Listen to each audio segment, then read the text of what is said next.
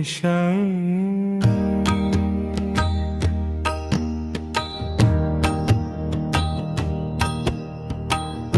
उमाकान्ताय कान्ताय कामितार्थप्रदायिने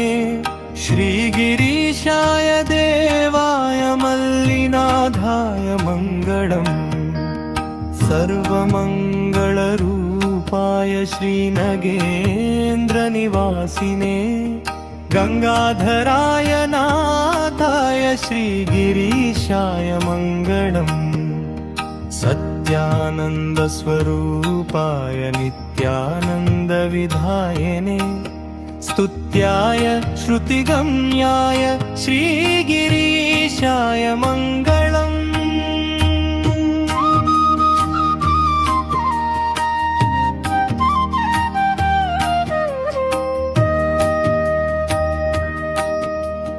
मुक्तिप्रदाय मुख्याय भक्तानुग्रहकारिणे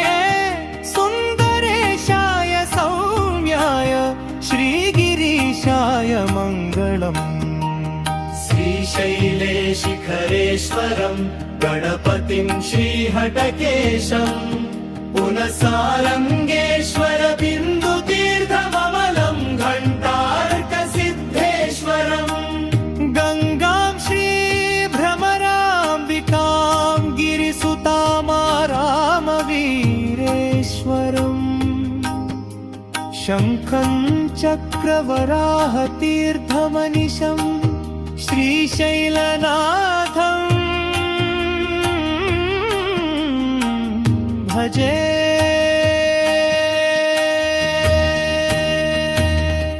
हस्ते कुरङ्गं गिरिमध्यरङ्गं शृङ्गारिताङ्गं गिरिजानुषङ्गं मूर्धेन्दुगङ्गम् मदनाङ्गभङ्गम्